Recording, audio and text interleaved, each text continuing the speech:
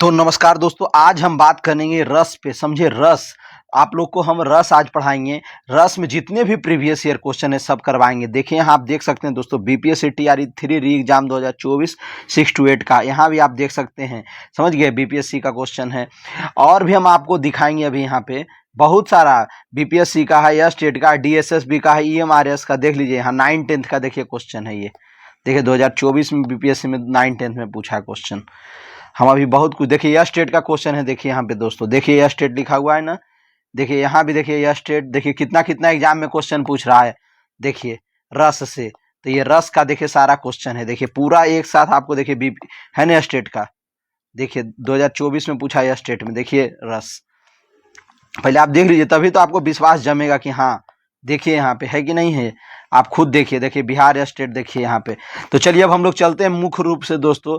रस अब हम लोग पढ़ेंगे, पूरा प्रीवियस ईयर क्वेश्चन एकदम व्याख्या के साथ देखेंगे, और आपका एक भी गलत नहीं होगा। पूरा प्रीवियस ईयर क्वेश्चन अगर करा देंगे तो यही सब घुमा फिरा के बार बार एग्जाम में पूछा जाता है। और देखिए एग्जाम में, अब चलिए हम कराते हैं पहला प्रीवियस ईयर क्वेश्चन आपके लिए। तो आप ध्यान दीजिएगा दोस्तों, पहला में निर्वेद किस रस का स्थायी भाव है। देखिए पहला क्या है क्वेश्चन, पहला क्वेश्चन है निर्वेद किस रस का स्थायी भाव है। तो निर्वेद, निर्वेद किसका होगा, शांत रस का। क्या होगा, शांत रस का। याद रखिएगा दोस्तों, निर्वेद शांत रस का स्थायी भाव है।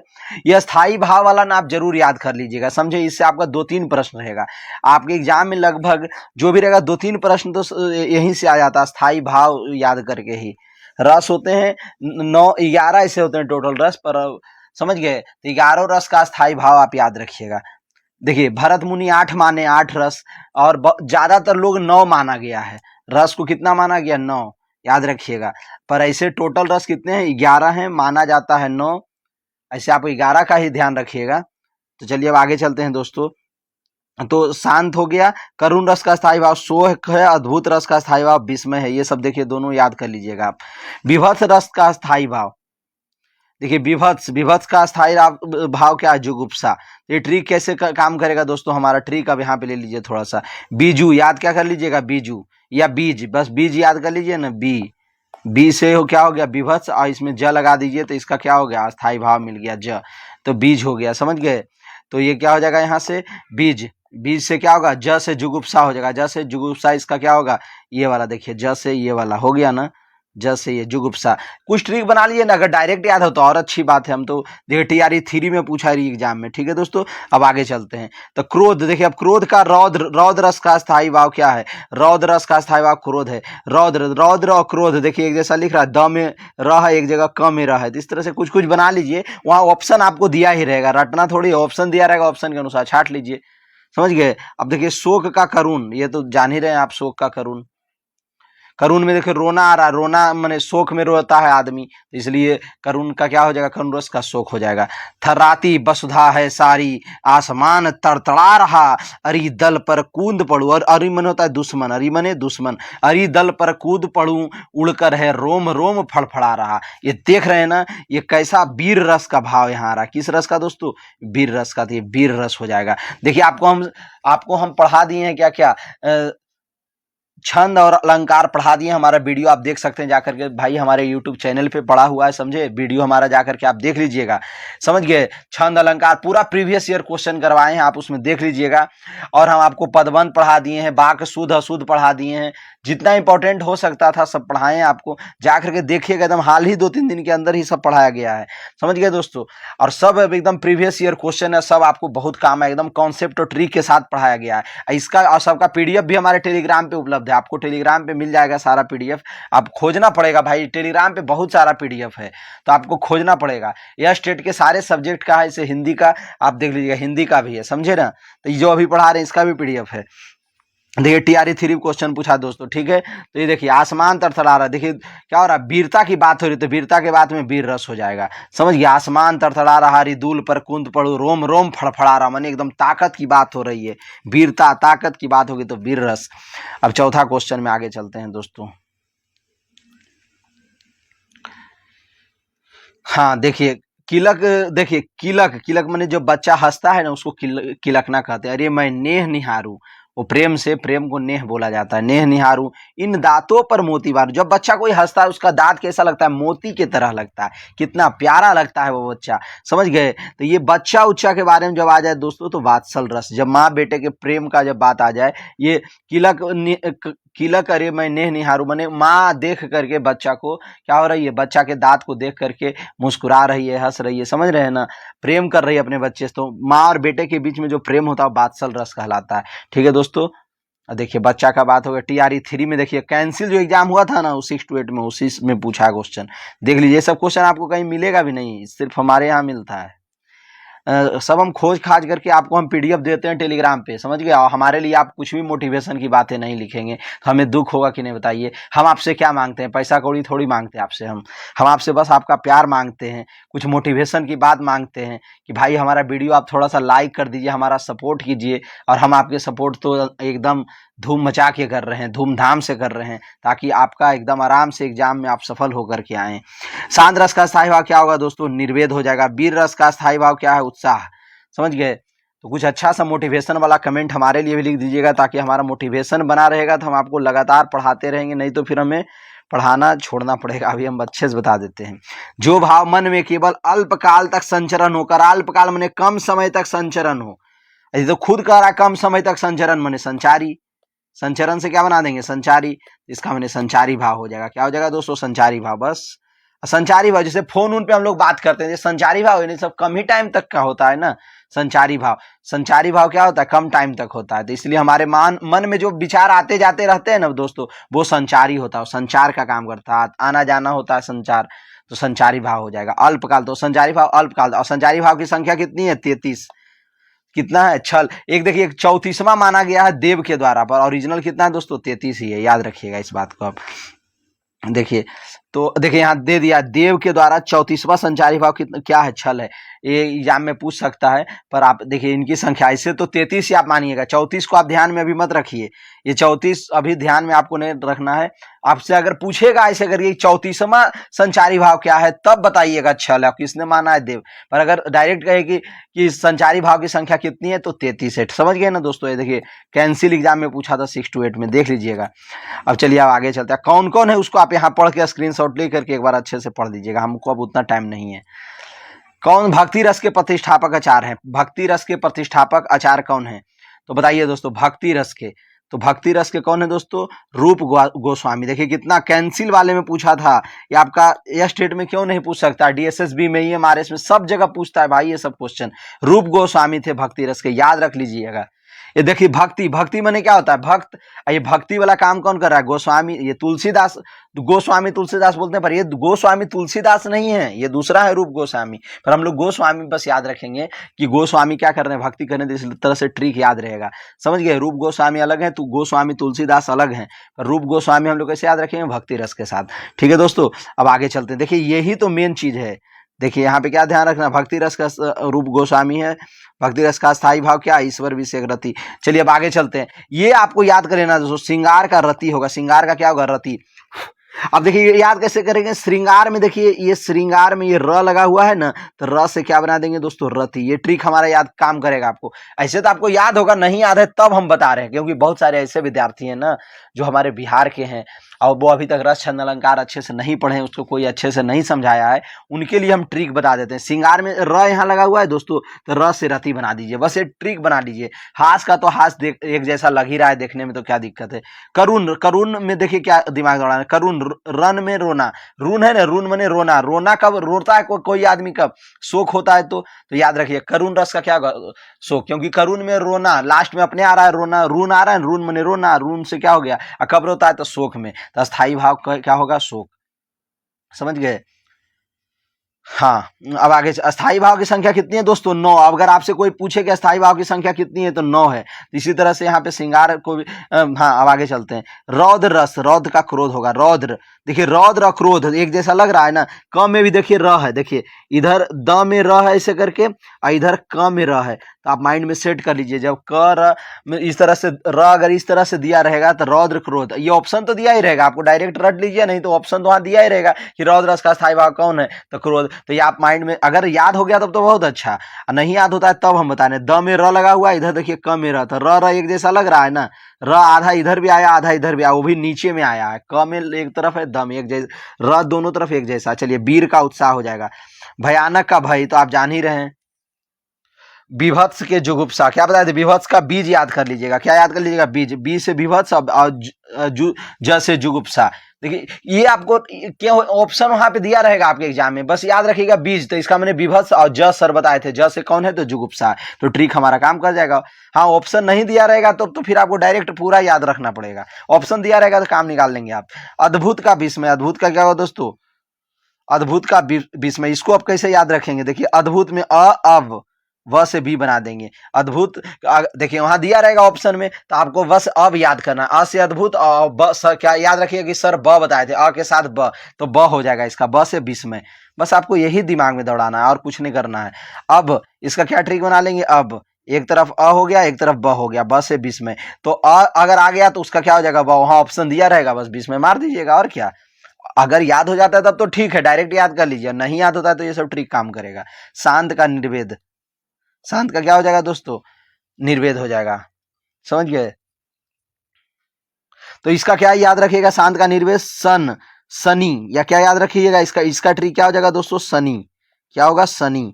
ठीक है, इसका ट्रिक क्या, एक तरफ देखिए स हो गया एक तरफ नी हो गया ना, एक तरफ नी, तो शनि।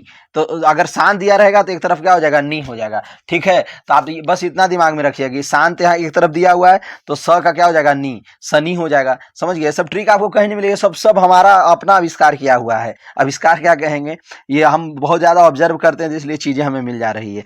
बादशाह का ये तो एक ही जैसा लग रहा है, बादशाह का बस चलता। अब चलिए दोस्तों अब आगे हम लोग चलते हैं, बहुत अच्छे से हम आपको समझाने का प्रयास कर दिए हैं। ठीक है, अब आगे चलते हैं। अगर डायरेक्ट याद है तो बहुत अच्छा, नहीं याद है तो हमारा ट्रिक आपको काम करेगा। भरत मुनि के अनुसार भावों की संख्या 49 है।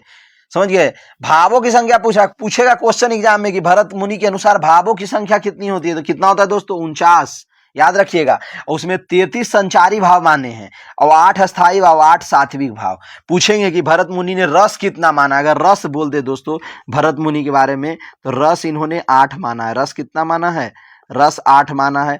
और फिर उसके बाद सात्विक भाव भी इन्होंने 8 माना, अस्थाई भाव भी 8। तो देख लीजिए अस्थाई भाव भी भरत मुनि ने 8 माना है और सात्विक भाव भी कितना माना है, 8 माना है, और रस भी 8 माना है इन्होंने। ऐसे रस कितना होता है, 9 होता है, 11 होता है, समझ गए। और 8 सिर्फ कौन माने हैं, भरत मुनि। तो आपको ये बात याद रखना है। अगर बोले भावों की संख्या तो भावों की संख्या 49 हो जाएगा दोस्तों, कितना हो जाएगा 49। कैसे देखिए 33 33 8 41 41 8 49, समझ गए। अब विभाव क्या है, अब आगे चलते हैं 7 नंबर में। विभाव क्या है दोस्तों, तो विभाव क्या है, विभाव क्या है बताइए यहाँ पे। विभाव भाव के उद्बोध का कारण है। विभाव क्या है, भाव के उद्बोध, एकदम याद कर लीजिए ये चीज। विभाव क्या है, भाव के। अगर पूछे विभाव के कितने भेद होते हैं तो विभाव के 2 भेद होते हैं, आलंबन और उद्दीपन, याद रखिएगा। ये भी पूछता है, देखिए टीआरई में पूछा 6 to 8 में। चलिए आगे दोस्तों, देखिए आलंबन विभाव और उद्दीपन भी, विभाव के 2 भेद होते हैं, याद रखिएगा।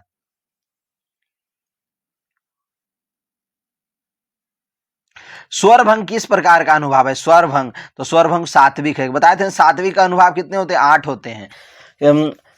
तो समझ गए, स्वरभंग क्या 8 है, सात्विक अनुभाव कितने हैं, 8 हैं। अब समझ गए, अब आगे चलते हैं दोस्तों। देखिए अनुभावों की संख्या, अनुभावों की संख्या, अनुभाव कितने हैं, कायिक हैं, सात्विक हैं, वाचिक। और देखिए अनुभाव कितने हैं, अनुभाव अगर आपसे पूछे कि अनुभावों की संख्या कितनी है तो 4 हैं। कहिएगा 4 कैसे सर, अनुभाव देखिए 4 अक्षर से मिलके बना है, 1 2 3 और 4। देखिए 4 अक्षर से मिलके बना है 4, तो ये कौन कौन हो जाएगा, वाचिक, कायिक। देखिए ये 4 कौन कौन है यहाँ देखिएगा, कायिक, सात्विक, वाचविक, आहार। और सात्विक की संख्या बोलेगा तो 8 हो जाएगा। ठीक है दोस्तों, और देखिए यहाँ पे आप ध्यान दीजिएगा, रस निष्पत्ति के अस्थाई भाव के अतिरिक्त कितने तत्व माने गए हैं। कर अस्थाई भाव के अतिरिक्त, क्या क्वेश्चन कर रहा है कि अस्थाई भाव के अतिरिक्त दोस्तों क्या कर रहा, अस्थाई भाव तो एक यहाँ ही गया, पर करा इसके अतिरिक्त, इसके बाद 3 होगा।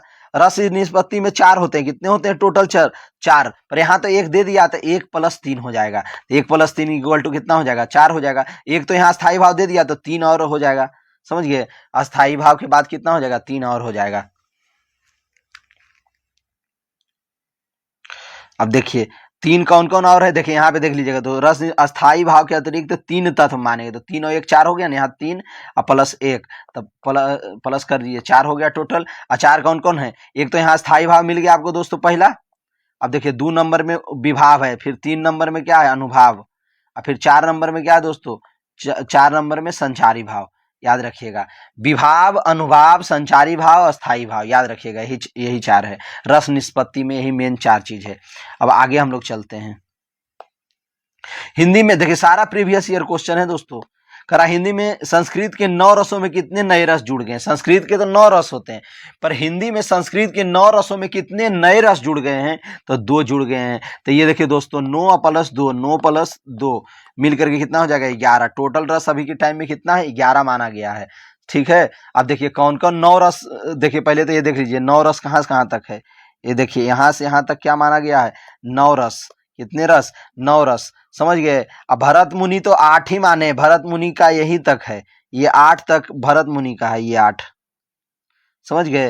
ये 9वां क्या है? शांत रस। और उसके बाद 10वां क्या है? भक्ति रस। भक्ति रस को रूप गोस्वामी दिए थे। और 11वां क्या है? वात्सल रस। याद रखिएगा दोस्तों।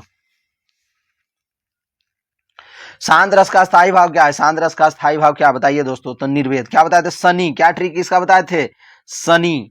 याद रख लीजिए आप बस, शनि। तो स से हो गया शांत और नी से क्या हो गया? निर्वेद। यही तो हमारा ट्रिक था, आप काम कर हो जाएगा ना। तो बस अगर आपको नहीं याद होता है तो आप शनि एक तरह जैसी शांत रस दिया, देखिए यहाँ ऑप्शन दे दिया शनि। अगर आपको याद रहता तो साग के साथ क्या ऑप्शन दे दिया? निर्वेद। काम कर गया दोस्तों। TRE 3 में 9 10 में पूछा क्वेश्चन, देख लीजिए एक बार। और यहाँ पे ये तो कितना बार ऐसे बताएंगे, इसको आप एक नज़र फिर से देख लीजिए।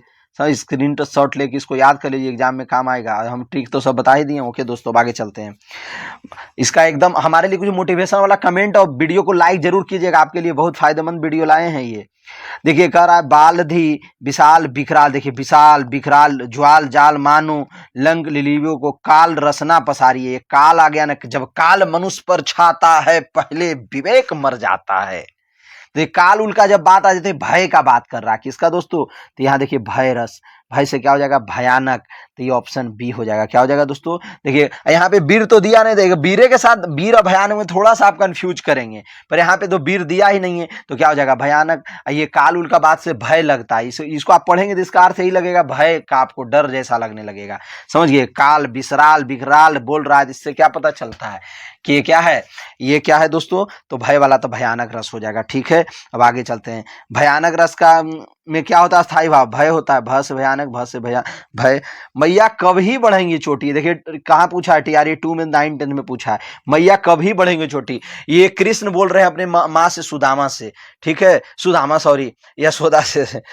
ठीक है, यशोदा से। तो ये बात्सल, जब माँ बेटे के बीच का जो प्रेम होता है उसको क्या बोलते हैं दोस्तों? बात्सल रस। हो गया ना। अब चलिए आगे चलते हैं। बात्सल रस का स्थायी भाव क्या होता है? बात्सलता। याद रखिएगा। करुण रस का क्या बताए थे? करुण रस का स्थायी, देखिए आ रहा है ना क्वेश्चन दोस्तों, जो अभी हम आपको ट्रिक सिखाएं, देखिए आ रहा है कि नहीं आ रहा है, आप खुद अपनी आंखों से देखिए। तो करुण रस का स्थायी भाव क्या होता है? क्या बताए? रोना। और रोया कब जाता है? जब कोई शोक होता है। तो करुण रस का क्या हो जाएगा दोस्तों? शोक। रोना का शोक। तो ये ट्रिक हमारा काम कर रहा है कि नहीं, आप हमको ये बताते चलिएगा। आचार्य विश्वनाथ के अनुसार ये लाइन आप याद कर लीजिएगा, वाक्यम रसात्मकम काव्यम। ये पूछा जाता है आपके एग्जाम में, समझ गए? देखिए ये आपके एग्जाम में पूछा जाएगा दोस्तों, ये वाला लाइन। तो इसीलिए विश्वनाथ का जो ये दिया हुआ है लाइन को आप याद रखिएगा, नहीं तो आप परेशान होंगे आप एग्जाम में। ठीक है, और ये देखिए भरत मुनि के द्वारा दिया हुआ है, ये विभावा अनुभावा व्यभिचारी। देखिए ये जो है ना भरत मुनि के द्वारा दिया हुआ है। समझ गए दोस्तों? ये भरत मुनि के द्वारा दिया हुआ है, तो इसको तो आप पक्का याद कर लीजिएगा, नहीं तो आप इतना परेशान होंगे। पूछेगा कि भरत मुनि का कौन? देखिए किसका? विभावा अनुभावा व्यभिचारी। ये व्यभिचारी माने होता है संचारी। देखिए चारी और संचारी एक जैसा है ना, तो विभावा व्यभिचारी माने क्या होता है? संचारी। ठीक है, कह रहा विभाव और अनुभाव और संचारी भाव के संयोग से रस की निष्पत्ति होती है, इसका अर्थ यही है। चलिए अब आगे चलते हैं। रस के 3 अंग माने हैं। रस के कितने अंग माने हैं? भरत मुनि ने रस के मात्र 3 अंग माने। कौन कौन? देखिए कौन कौन माने दोस्तों? भाव, विभाव और अनुभाव। ठीक है। रसों के आधार भाव हैं। रसों के आधार क्या है दोस्तों?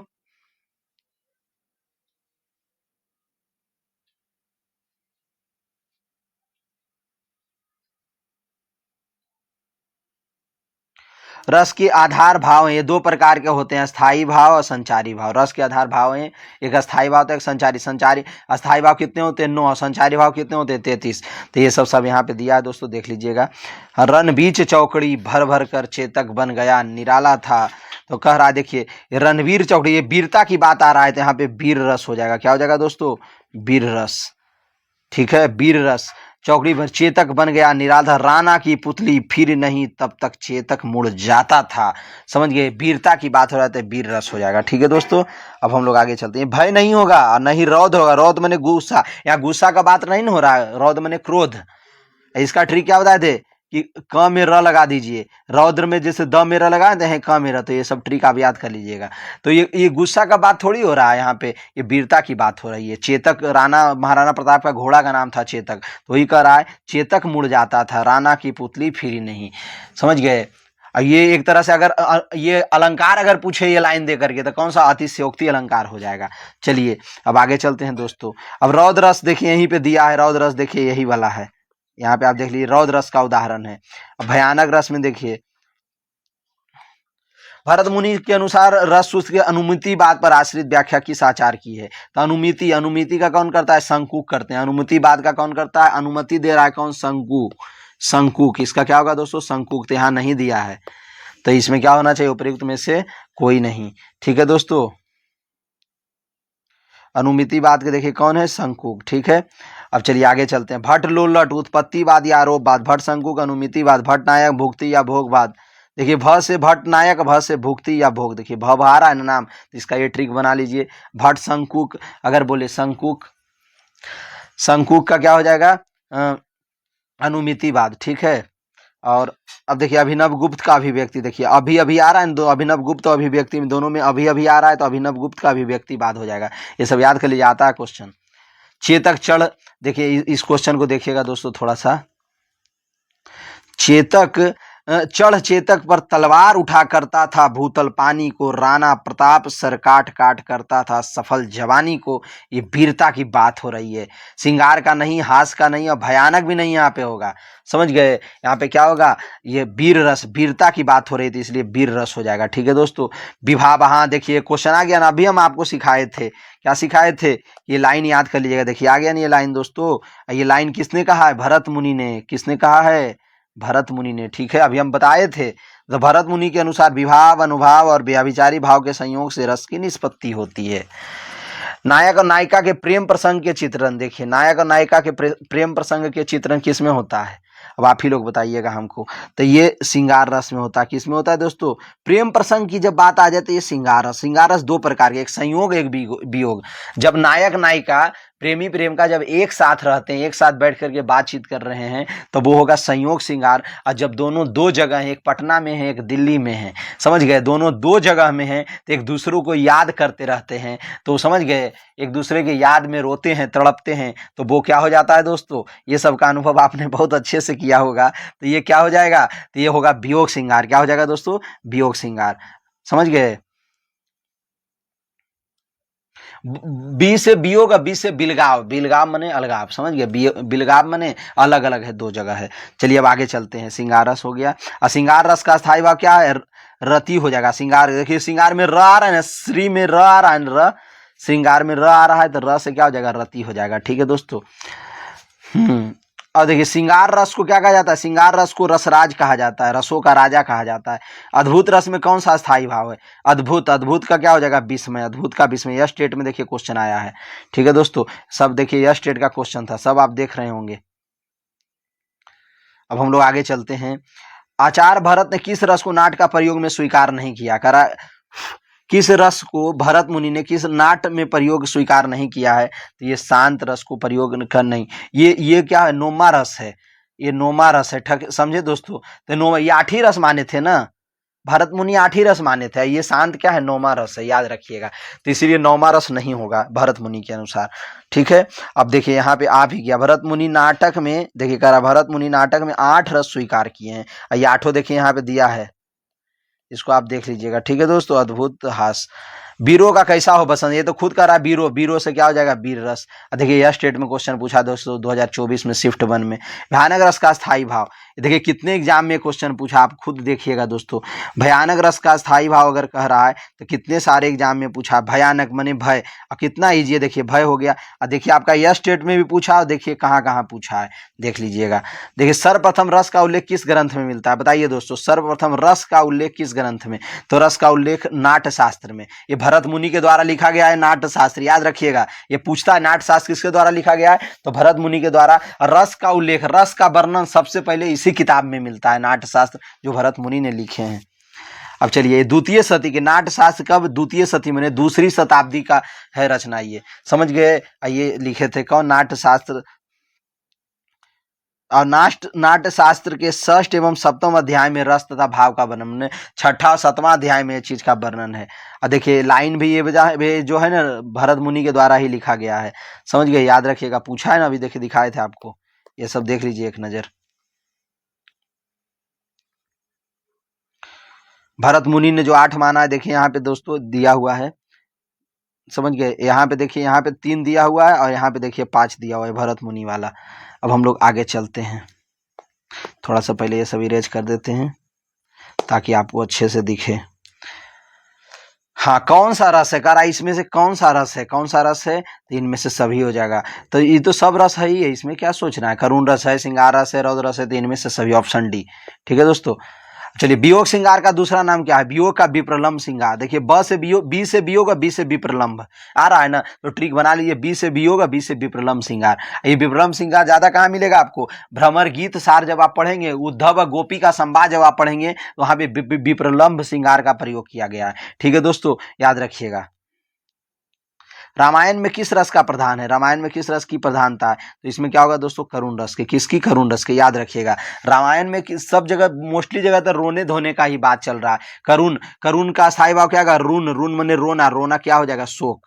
ज्यादा जगह तो वहां पे पूरा रामायण तो शोके पे आधारित है। नहीं देखिए शुरू में सीता जी का क्या हो जाता है, जैसी शुरू से देखिए बाल कांड में जहां से ये स्टार्ट हो जाता है दोस्तों, क्या कहते हैं, हाँ, जब वनवास भेजा जाता है उस समय से लेकर के पूरा एकदम अंत तक तो पूरा रोने का ही बात होता है। फिर तो सीता जी का हरण हो जाता है, फिर उसमें सीता जी के लिए तड़पते रहते हैं हमारे कौन, राम जी, उसके बाद परेशान होते रहते हैं, तो पूरा तो शोक का ही करुण रस हो गया, ठीक है दोस्तों, इसलिए याद रखिएगा। यह स्टेट में क्वेश्चन पूछा है। करुण रस का स्थायी भाव क्या है दोस्तों, करुण, रोना, रोना का क्या हो जाएगा, तो इसमें से नहीं दिया है, रोना का क्या हो जाएगा, शोक, इसमें नहीं दिया, काम खत्म, डी मार देंगे, ठीक है। अब आगे चलते हैं। थके नयन रघुपति छवि देखे, थके नयन रघुपति छवि देखे, कह रहा है थके नयन रघुपति की छवि देख करके, पलक किन्हू परिहरी निमे से, ये कह रहा है कि रघुपति के छवि देख, उनके चेहरा देख करके क्या हो रहा है, थके नयन, थके, तो ये क्या होगा यहाँ पे दोस्तों, ये श्रृंगार रस। देखिए प्रेम का भाव, ये प्रेम के भाव से उनका छवि देखा जा रहा है, तो ये श्रृंगार की बात होगा, समझ गए। चलिए अब आगे हम लोग देखते हैं दोस्तों अगला क्वेश्चन।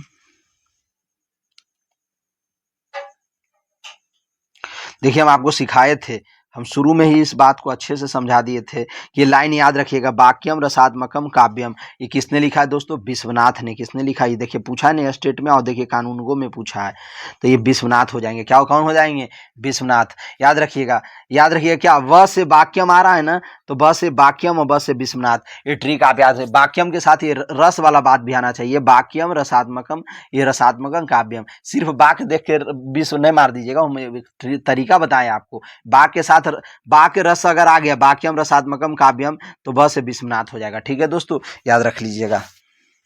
इनका एक पुस्तक था साहित्य दर्पण, विश्वनाथ जी का क्या था, पुस्तक साहित्य दर्पण, याद रखिएगा। इसमें इनका कहना क्या था, रस से युक्त वाक्य ही काव्य है, रस से युक्त, इस लाइन का यही अर्थ है, समझ गए दोस्तों, याद रखिएगा।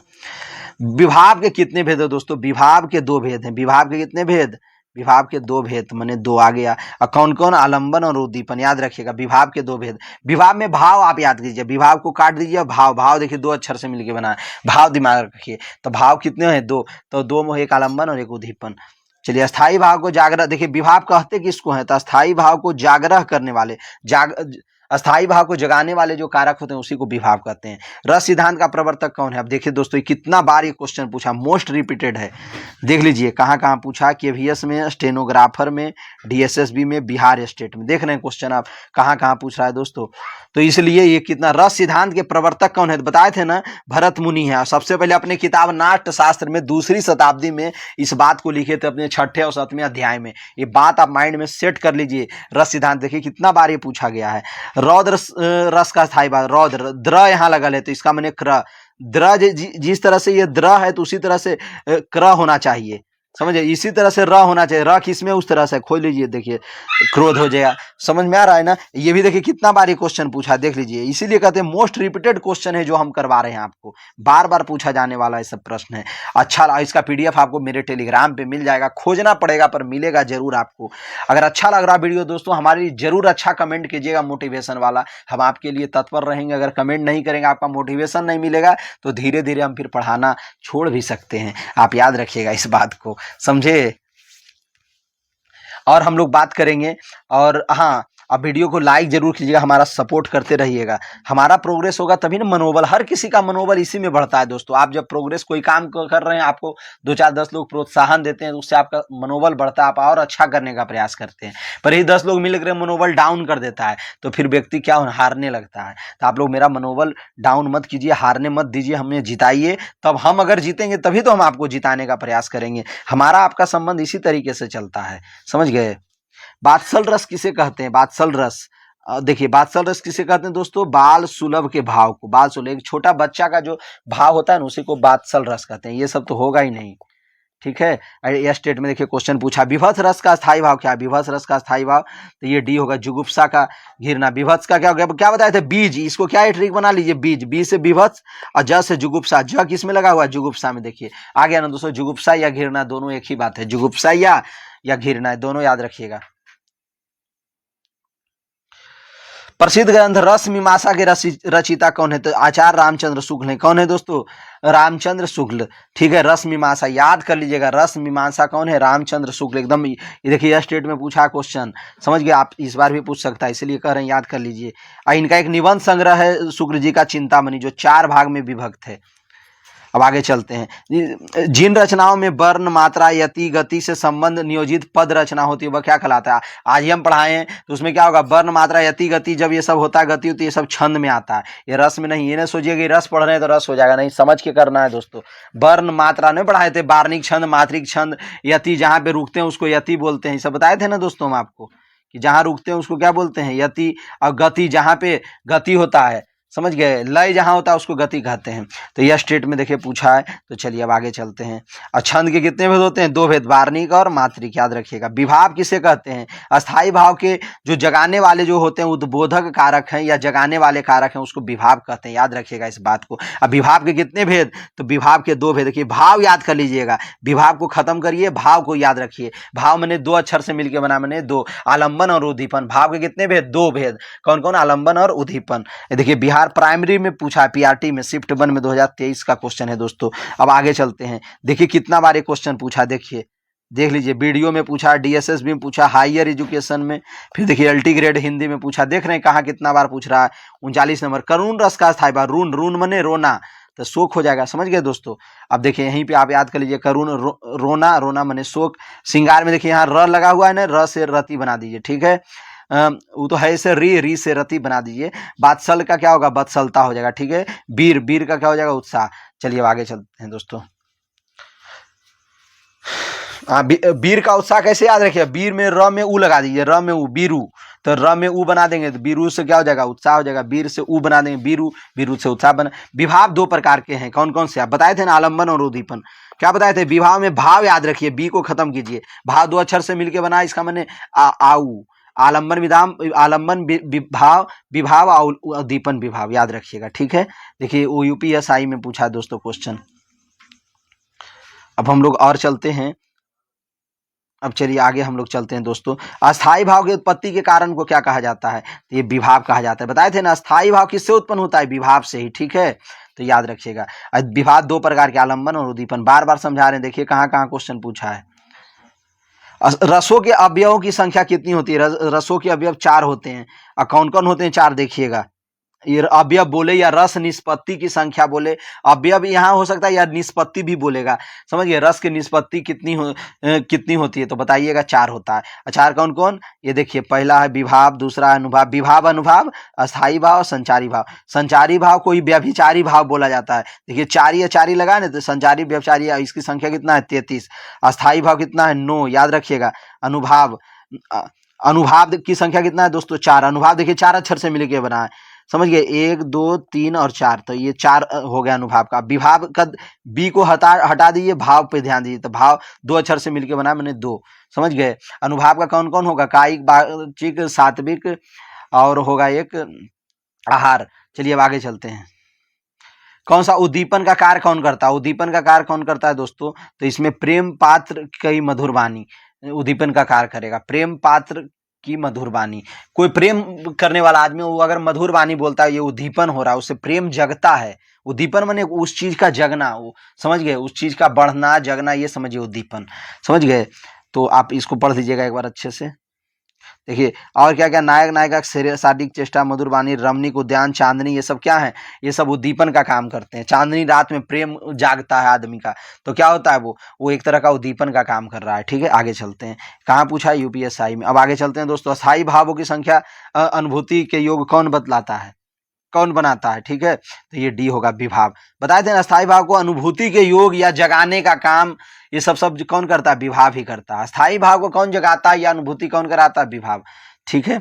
जो व्यक्ति वस्तु या परिस्थितियां अस्थाई भावों को उद्दीपन या जागृत करती है परिस्थिति, उसको क्या कहा जाता है? विभाव। बताए ना कितना बार अभी आ गया विभाव के बारे में, ठीक है दोस्तों। अब आगे चलते हैं। रावण ने राम में क्रोध नामक भाव जगाया। कौन जगा रहा है? रावण ने जगा रहा है। किसका? राम में क्रोध नामक भाव जगाया। इसमें आलंबन कौन होगा? देखिए बहुत अच्छा क्वेश्चन है दोस्तों, यूपीएसआई में पूछा है आपके एग्जाम में। रावण, तो जगाने का काम कौन कर रहा है? तो आलंबन हो गया रावण, समझ गया। आलंबन कौन हो गया? रावण हो गया, समझ गए, क्योंकि रावण ही भाव को बढ़ा रहा है, इसलिए आलंबन हो गया, समझ गए। अब हम लोग आगे चलते हैं। इसमें रावण आलंबन है, देख लीजिएगा इसको। देखिए ये क्वेश्चन कितना बार पूछा है दोस्तों, इसको आप देखिएगा। देखिए कितना बार पूछा है, देख लीजिए यहाँ पे भर भर के पूछा है। देखिए बाप कितना बार ये क्वेश्चन आया, देखिए कहाँ कहाँ आया। इसीलिए कहते हैं मोस्ट रिपीटेड क्वेश्चन हम पढ़ाते हैं आपको। भरत ने रसों की संख्या कितनी मानी है? भरत ने मने भरत मुनि ने, तो बताए थे कितना बार बताएं? 8 मानी है, समझ गए। ये 9वां कौन है? शांत रस। शांत रस को इन्होंने नहीं माना है, न भक्ति रस को माना है, समझ गए, न वत्सल रस को माना है, समझ गए। मात्र 8 रस को माना है। और ये किसमें? इनका एक किताब है नाट्यशास्त्र। नाट्यशास्त्र कब लिखा गया? दूसरी शताब्दी में।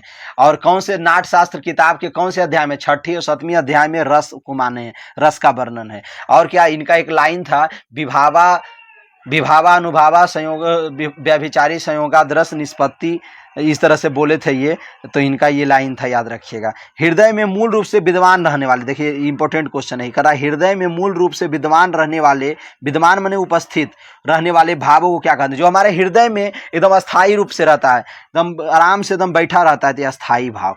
और अस्थायी भाव को जगाता कौन है? ये विभाव। ये विभाव का काम क्या है दोस्तों? इसको जगाना, समझिए। तो उत्तर क्या हो जाएगा? अस्थायी भाव, ठीक है। अनुभाव की संख्या 4, विभाव की संख्या 2, क्योंकि भाव इस पे ध्यान देना है। अनुभाव देखिए 4 अक्षर से मिलकर बना, इसलिए 4 हो गया। अस्थाई भाव की संख्या 9, संचारी भाव की संख्या 33। अगर कहे 34वां कौन सा अस्थाई भाव है, तो संचारी भाव है, तो कौन है? वो छल होगा। उसको माना किसने? देव ने माना है, याद रखिएगा। ऐसे आपको ध्यान देना है कि 33 गो ही होता है संचारी भाव। चलिए दोस्तों, हम यहाँ तक आपको बता दिए हैं। अब हम लोग आगे चलते हैं। साहित्य में रस का क्या अर्थ है? साहित्य में रस का क्या अर्थ है? ये बहुत इंपॉर्टेंट क्वेश्चन है, यूपी पुलिस में कांस्टेबल में पूछा है।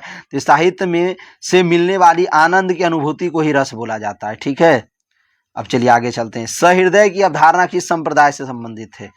तो सहृदय की अवधारणा हमारे रस से है। सहृदय माने हृदय एकदम अच्छा हो जाता है, हृदय के साथ होता है। रस का आनंद हम लोग हृदय से लेते हैं, समझ गए ना। जैसे नाटक देख करके, फिल्म देख करके सब क्या होता है, हम लोग हृदय से उसका आनंद लेते हैं, तो ही रस होता है। चलिए आगे चलते हैं। देखिए इसमें लिखा है सहृदय श्रोता या पाठक को कहा जाता है। सहृदय किसको कहा जाता है? श्रोता या पाठक को, याद रखिएगा। किस भाव की परिपक्व अवस्था को रस कहा जाता है? तो ये क्या होगा? अस्थाई भाव को। अस्थाई भाव के परिपक्व अवस्था को रस कहा जाता है, समझ गए। परिपक्व अवस्था को रस कहा जाता है, तो यह अस्थाई भाव हो गया दोस्तों, याद रखिएगा ऑप्शन डी।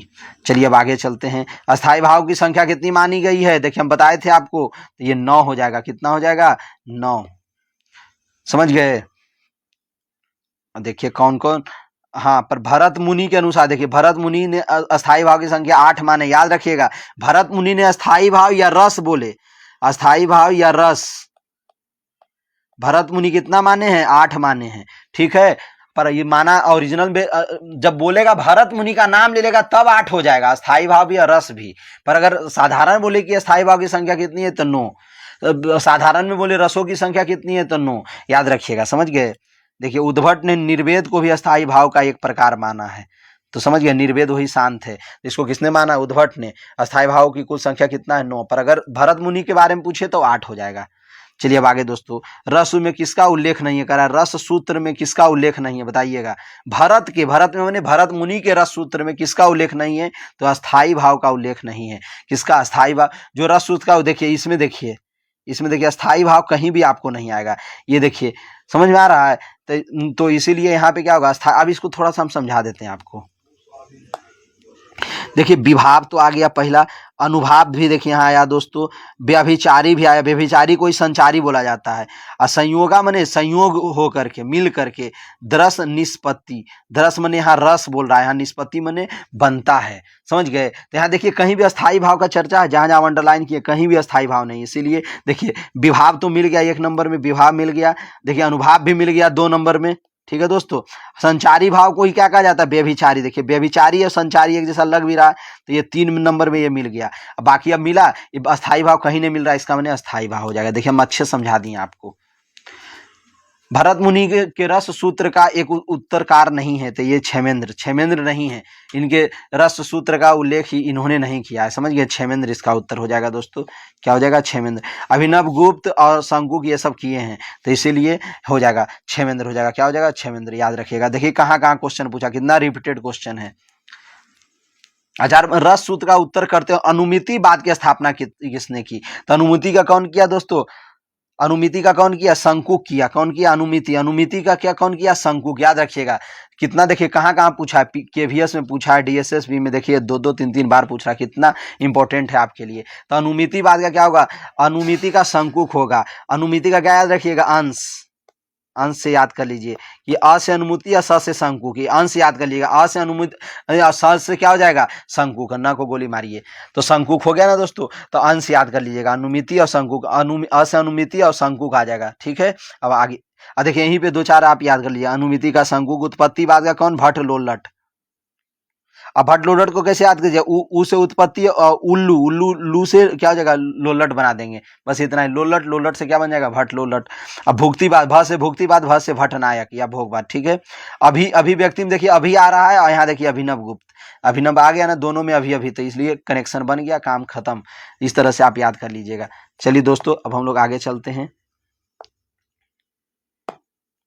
आचार्य भरत के रस सूत्र के व्याख्याता शंकुक के सिद्धांत का नाम अभी बताए ना। शंकुक का सिद्धांत का नाम क्या है? अंश। अंश हम बताए थे ना आपको याद करने के लिए, अंश। तो अ कहाँ लगा हुआ देख लीजिए दोस्तों, अंशुक अनुमितिवाद में। देखिए अभिव्यक्ति भी है, तो अब यहाँ पे अभी होगा। अभिव्यक्ति का कौन हो जाएगा? अभिव्यक्ति का कौन हो जाएगा? अभिव्यक्ति का कौन हो जाएगा दोस्तों? तो अभिनव गुप्त। कौन हो जाएगा? अभिनव गुप्त। अब हम लोग आगे चलते हैं।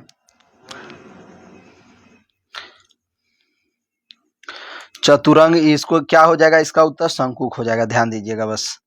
आलंबन तथा उद्दीपन के द्वारा आश्रय के हृदय में, देखिए कितना बार क्वेश्चन पूछा है। अनुभाव हो जाएगा, इसमें क्या हो जाएगा दोस्तों? अनुभाव। स्थायी भाव जागृत उद्दीपित होने पर आश्रय में जो चेष्टाएं होती है, जो क्रिया होती है, उसको अनुभाव कहते हैं। चलिए अब आगे चलते हैं। और देखिए अनुभाव की संख्या कितनी है, अनुभाव के 4 भेद हैं। बताए थे अनुभाव 4 अक्षर से मिलकर बना है। पहला है कौन, सात्विक, दूसरा है कायिक, तीसरा है मानसिक और चौथा है आहार। याद रखिएगा। अरे सात्विक कितने हैं, 8 होते हैं। सात्विक अनुभाव भी कितने होते हैं, 8 होते हैं, याद रखिएगा। अब चलिए, कायिक मने जो शरीर से होता है उसको काया, शरीर मने काया, और मानसिक मने जो मन से जो भाव उत्पन्न होता है, आहार मने वेशभूषा, ड्रेस, ये सब जो होता है ना उसको आहार बोला जाता है। सात्विक अनुभाव कितने प्रकार, अभी हम आपको बताएंगे सात्विक अनुभाव कितने प्रकार के होते हैं दोस्तों। तो सात्विक की संख्या कितनी है, तो बताए ना, सात्विक मने 8। सात्विक संख्या कितना है, 8 है। अभी हम बताए थे आपको। देखिए कितना बार ये क्वेश्चन पूछा, देख लीजिए यहाँ पे आप, इसीलिए ना कहते हैं। और देखिए कौन कौन होते हैं सात्विक अनुभाव, ये भी याद रख लीजिएगा। 8 प्रकार के। देखिए स्तंभ, स्वेद, रोमांच, वैवर्ण, कंप, प्रलय, स्वरभंग, अश्रु, ये 8 होते हैं सात्विक अनुभाव। चलिए अब आगे चलते हैं। 60 नंबर। देखिए इसके बाद आपको क्या करना है दोस्तों, हमारा वीडियो को जरूर लाइक कीजिएगा, हमारे लिए कोई बढ़िया सा कमेंट लिखिएगा, जिससे हमारा क्या होगा, मनोबल बना रहे दोस्तों। और मनोबल मेरा बनेगा तभी हम आपका मनोबल बना पाएंगे, आप अच्छे से जानते हैं। तो इसीलिए, और अब देखिए अगला बताइएगा अब आपको क्या पढ़ना चाहिए हमसे, वो हम आपको बताइए। अगर आप कहिएगा तो आर्ट ऑफ टीचिंग हम लगातार रेडी रखेंगे। अगर आप कहेंगे कि आर्ट ऑफ टीचिंग छोड़ दीजिए सर, तो छोड़ भी देंगे, कोई दिक्कत हमें नहीं है। तो जो समझ गए, तो अनुभाव कितने रूप में माने गए हैं दोस्तों, तो अनुभाव कितने रूप में माने गए हैं, अनुभाव के 4 बताए थे ना, कितने, 4। अनुभाव 4 अक्षर से मिलकर बना है, मंदिर 4, समझ गए। चलिए अब आगे चलते हैं दोस्तों। कौन कौन अनुभाव के 4 रूप, देखिए अभी बताए थे, कायिक, वाचिक, आहार और सात्विक। चलिए हो गया दोस्तों। इसके बाद हम हमारा